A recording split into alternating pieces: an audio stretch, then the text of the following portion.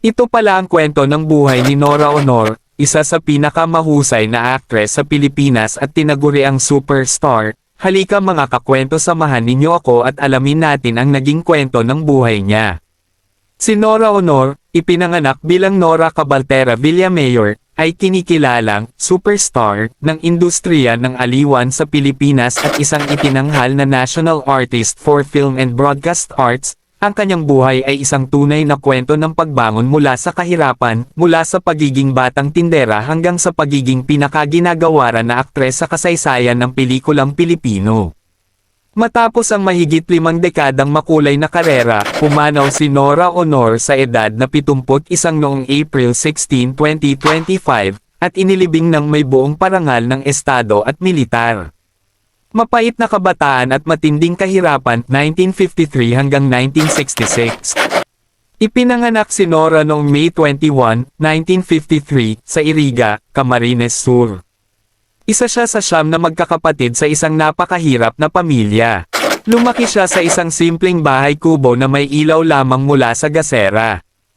Ang batang tindera, sa murang edad na 5, nagtitinda na siya ng malamig na tubig at mani sa istasyon ng tren ng Bicol Express upang makatulong sa pamilya.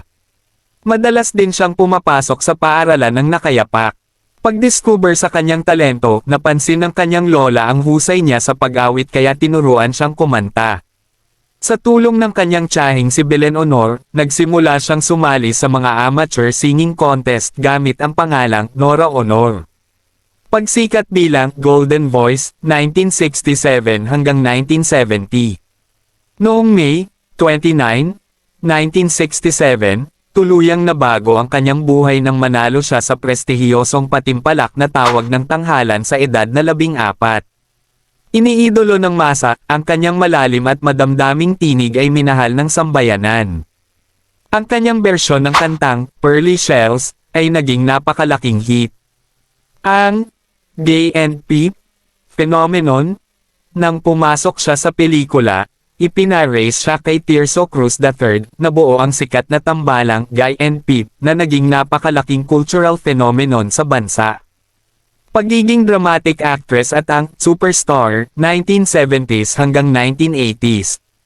Pagsapit ng dekada 70, iniwan ni Nora ang kanyang teen idol image upang patunayan ang husay niya bilang seryosong aktres. Taliwas siya sa karaniwang mestisang pamantayan ng kagandahan noon, ngunit ang kanyang morena at simpleng anyo ay lalong minahal ng ordinaryong Pilipino.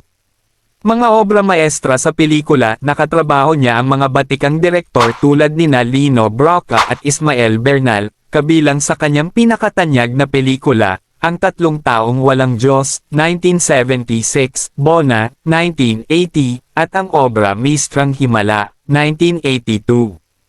Pinakasikat na linya sa pelikulang Pilipino bilang si Elsa sa Himala, sumikat ang kanyang linya. Walang himala. Ang himala ay nasa puso ng tao. Pandaigdigang parangal at personal na buhay, 1990s hanggang 2010s. Nakilala si Nora sa kanyang tahimik ngunit napakalalim na estilo ng pag-arte, lalo na sa emosyon na ipinapakita niya sa pamamagitan ng kanyang mga mata. Mga pandaigdigang gantimpala, noong 1995, nanalo siya ng Best Actress Award sa Cairo International Film Festival para sa The Floor Contemplation Story.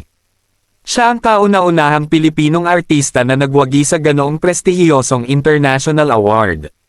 Sinundan pa ito ng mga parangal para sa Daiwom 2012 at Taclob 2015.